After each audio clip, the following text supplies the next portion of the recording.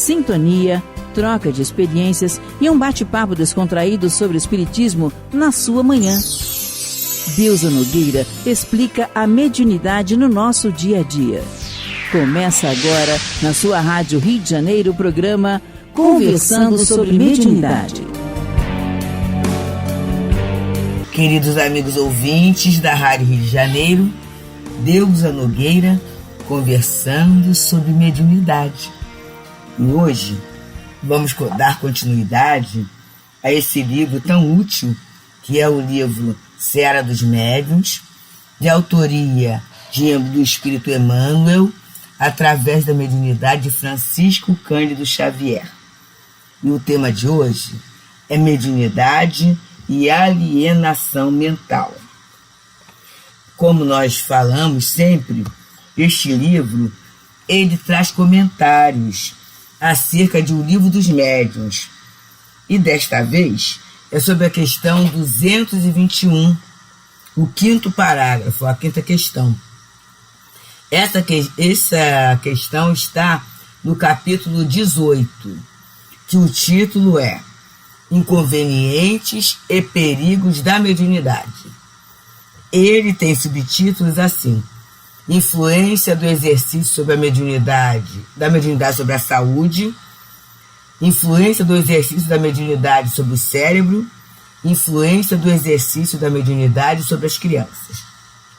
E, na quinta questão, ele coloca assim: a mediunidade poderia produzir a loucura? E os espíritos respondem: não mais do que qualquer outra coisa, desde que não haja predisposição por causa da fraqueza do cérebro. A mediunidade não produzirá a loucura quando não exista o princípio, mas quando existe o princípio, o que é fácil de reconhecer no estado moral, o bom senso diz que deve-se usar de cautela, sob todos os pontos de vista, pois qualquer causa de abalo pode ser prejudicial. E aqui ele está falando em princípio. E esse princípio, meus amigos, a gente vai ver algumas situações aqui, existe em nós. Existe em nós. Muitas vezes, a gente tem o hábito de procurar culpados. Então, quem é o culpado pela minha dor? Quem é o culpado pelo meu desequilíbrio?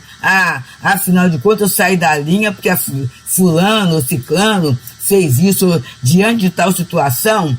A gente até fala, é impossível qualquer um manter o equilíbrio. E, na verdade, são justificativas que vamos usando ao longo do tempo. Cada um de nós, conforme Emmanuel diz numa página, é um mundo de per si.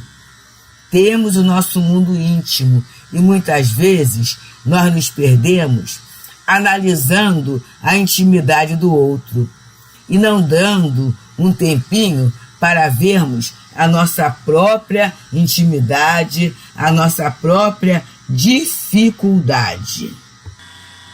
E a doutrina, ela nos dá essa posição que é muito boa.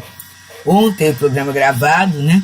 Hoje, aqui é quarta-feira, mas ontem, terça-feira, nós começamos os cursos presenciais no Teresa d'Ávila. E estávamos lá no Livro dos Médiuns, no estudo do Livro dos Médiuns. E foi interessante que uma companheira virou e falou assim: às vezes a pessoa se considera muito boa naquilo que ela faz. Olha só, gente. E a partir daí, ela acha que não precisa aprender mais nada. Eu fiquei olhando, fiquei pensando, e foi vamos colocar, tem uma amiga querida que fala assim, né? A gente tem frases cirúrgicas. Porque quem é de nós que às vezes não se considera muito bom naquilo que faz? E é interessante, meus queridos, que a gente se considera bom naquilo que faz em situações passageiras, transitórias. Eu posso fazer, eu cozinho muito bem, mas a comida, ela vai ter a duração ou da fome do outro, né? Ou do processo digestivo do outro. Mas eu falo muito bem, tá? A minha fala vai ter a duração da paciência, da complacência, do entendimento do outro. Eu organizo tudo muito bem. Organização é um sistema, é um método, gente. E que para eu manter a organização, aquilo tem que fazer sentido para mim e tem que fazer sentido para o outro. No outro dia nós conversávamos de uma situação, de uma doação que recebemos, e quem mandou colocou lá um código de cor. Só que o código de cor não teve visibilidade para as pessoas que receberam. Aí depois é que alguém falou assim, então essa cor quer dizer isto, essa outra cor quer dizer aquilo, aquela outra cor é um outro sentido. Percebemos? Então, para quem fez isso, foi um trabalho, e a pessoa falou assim, está tudo organizadinho. Mas só que quem recebeu, até decodificar aquela organização, talvez se fosse de uma forma mais simples, seria mais fácil. Então, gente, isso foi uma olhada muito boa, eu gostei, e o plano espiritual nos ajuda muito, né? Porque a gente estudando, aprendendo, a gente vai aprofundando. A gente às vezes se considera muito bom naquilo que a gente faz. Mas vamos colocar a palavra bonzinho? Porque se Jesus falou que bom era só o Pai que está nos céus, quando eu começo a me considerar muito bom, olha o processo de alienação. Se eu começar a conviver, eu vou ver que é diferente. Então, alienação. E ele fala mediunidade e alienação mental. E o que a gente considera alienação mental? É quando eu saio daquele conceito que é o conceito do grupo em que eu estou inserido, né? Seja no plano da palavra, no plano do comportamento, principalmente no plano do comportamento da palavra, que são as expressões mais visíveis e passíveis de avaliação. E Emmanuel falando sobre essa questão, em que muitas pessoas falam que a mediunidade é um fator de alienação mental, e outras até falam que o espiritismo é fábrica de loucos, ele vem nos falando assim, nessa página que foi dada na reunião pública de 13 de junho de 1960, e nós estamos no programa 43 sobre este livro. Ele coloca assim: quantos não se resignam com as verdades da doutrina espírita? Veio de que essas verdades vieram de encerrar a mente humana há mais de um século, dizem inconscientemente que a mediunidade gera loucura. E multiplicam teorias complicadas que lhes justifiquem o modo de pensar, observando-a simplesmente como estado mórbido, dando a ideia de especialistas que apenas examinasse os problemas do homem natural através do homem doente. E aqui é muito interessante, gente. Existem pessoas alienadas mentalmente? Existem em todos os setores. Quando Kardec fala no outro item dos sistemas, que fala no sistema da loucura, e é lindo quando ele vai discorrendo dizendo que há louco no campo da ciência, há louco no campo da religião, há loucos no campo da arte. Em todas as atividades humanas existem pessoas que são alienados, são considerados loucos, né? Então você falar que a causa está na ciência, na religião, na arte ou na doutrina espírita, é você examinar os problemas do homem natural através do homem doente, porque na verdade chama a atenção porque é exceção, não porque é regra. E continua Emmanuel nos dizendo assim: considerando-se a mediunidade como percepção peculiar à estrutura psíquica de cada um de nós, encontrá-la-emos nos mais diversos graus em todas as criaturas.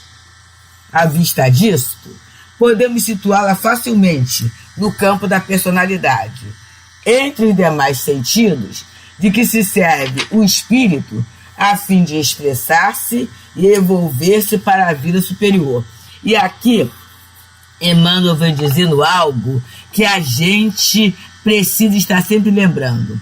Estamos reencarnados para quê?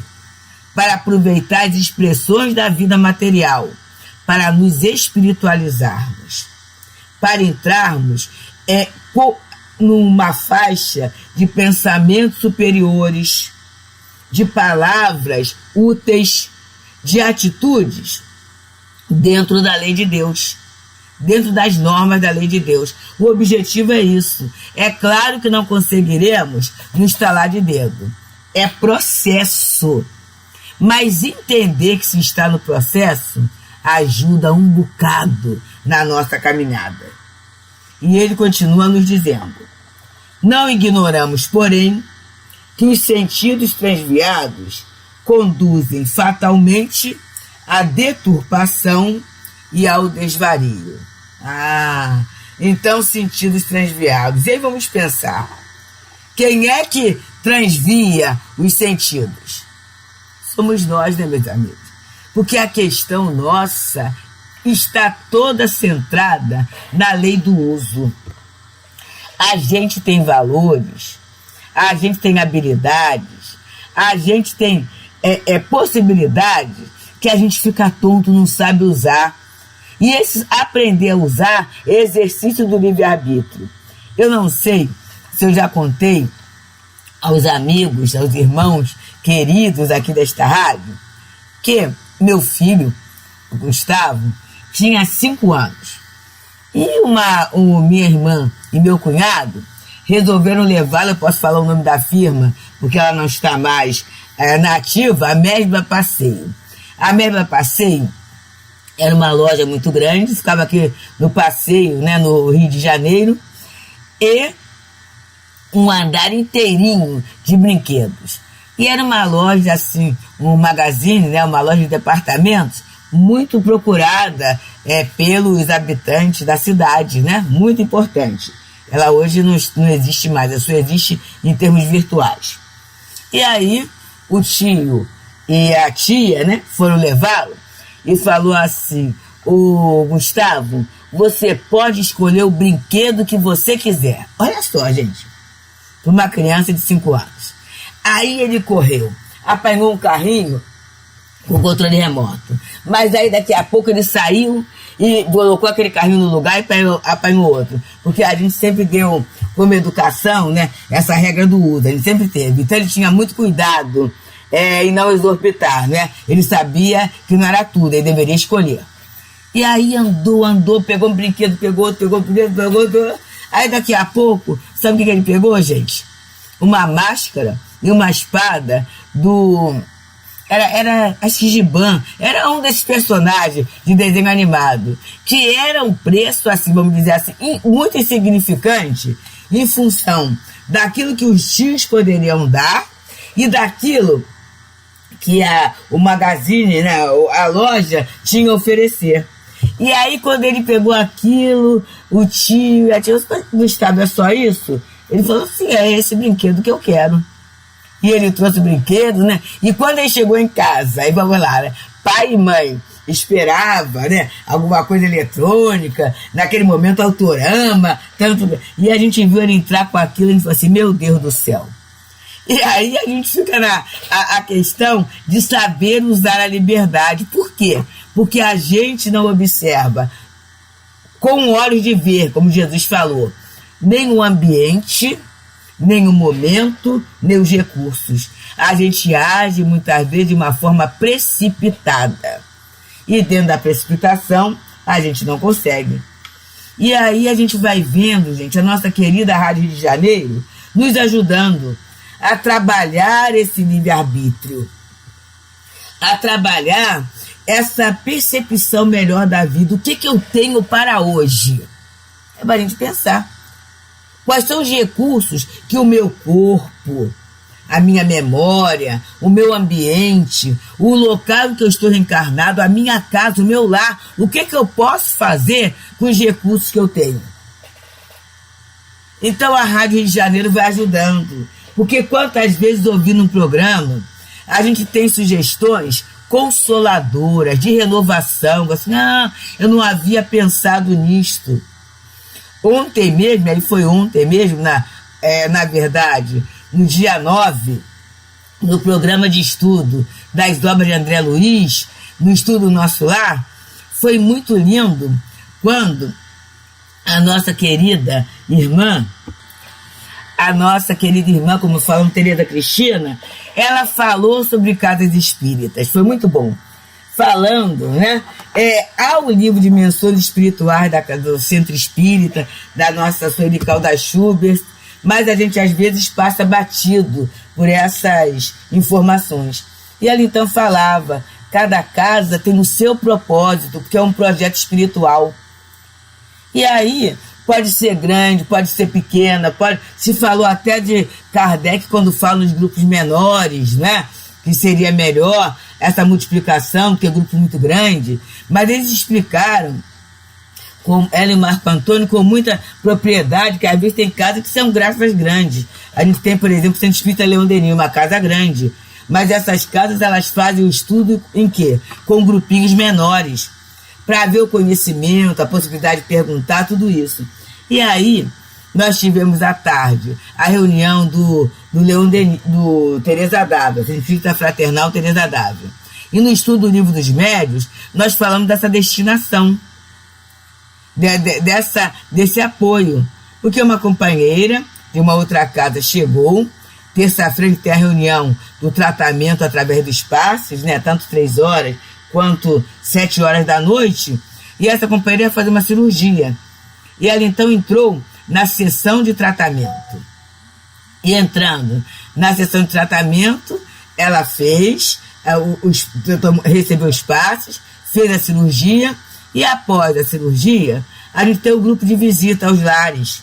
E aí foi um grupo de visita para chegar na casa dela, fazer a prece, né, o passe, a água fluidificada. E ela mandou um relato falando que ela é espírita há tantos anos, mas ela nunca viu isso. E aí vamos pensar, se a gente não tiver uma lucidez, vai assim, puxa vida, mas que casa era essa? Não é isso, gente. É que a casa que ela faz parte não tem esse trabalho, não tem essa destinação. Mas o Teresa D'Ávila tem essa tarefa. Então a rádio, ela vai ajudando a gente a ampliar o nosso entendimento da nossa vida. E é por isso que a gente sempre recomenda, vamos ajudar na manutenção dessa rádio. E aí Emmanuel vai falando de sentidos transviados, porque tem a ver com esse auxílio que a rádio nos dá para a gente ampliar os nossos sentidos. E ele vai assim, ó, os olhos são auxiliares imediatos dos espiões e dos criminosos que urdem a guerra e povoam as penitenciárias. Contudo, por esse motivo, não podem ser acusados de fatores de delinquência.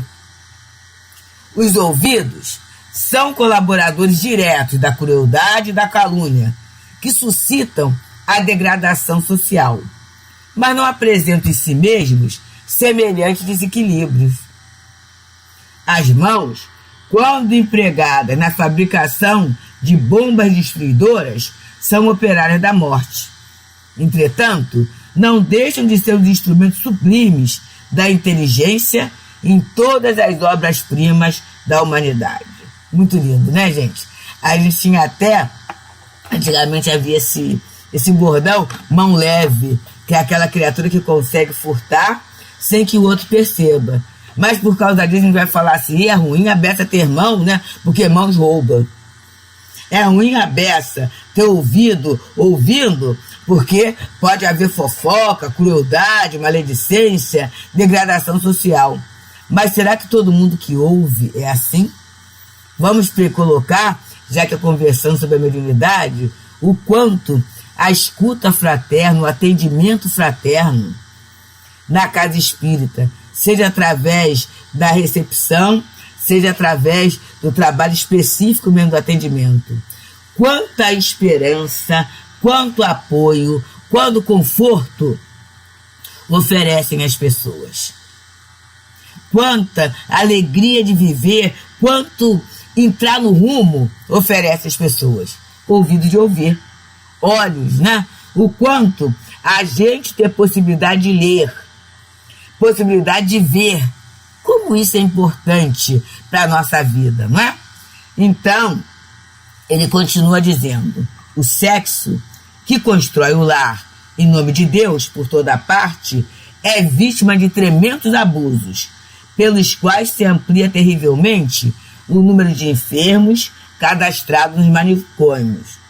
Contudo, não é razão para que se lhe deslustre a missão divina, porque se não fosse o sexo, a gente não teria a bênção da reencarnação, do renascimento, não é isso? Então vamos abolir o sexo, a união sexual, porque afinal de contas tem gente louca, tem abusos, leva a depravação. Não é isso. Não é isso. E aí ele vai encerrando esse bloco de estudos assim, ó. A manifestação é da instrumentalidade. O erro é da criatura. Olha, meus queridos, porque o erro tem a ver com o uso. E o uso tem a ver com o livre-arbítrio. Percebemos? E ele continua. A faculdade mediúnica não pode, assim, responsabilizar-se pela atitude daqueles que a utilizam nos atos de ignorância e superstição, maldade e fanatismo. E qual acontece aos olhos e aos ouvidos, às mãos e ao sexo, que depende do comando mental, a mediunidade, acima de tudo, precisa levantar-se e esclarecer-se, edificar-se e servir com bases na educação. Então, vamos lá, pensando assim, a manifestação é da instrumentalidade. O erro é da criatura.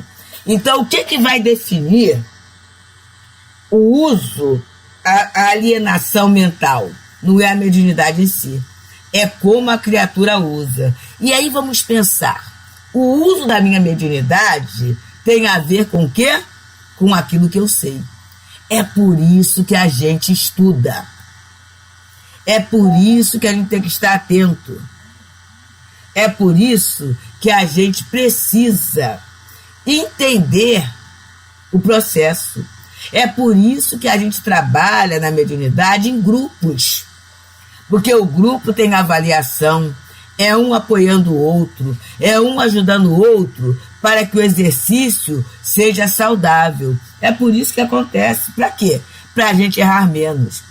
Mas mesmo assim, a gente tem no livro dos médiuns que o melhor médium é aquele que é menos enganado. Para quê?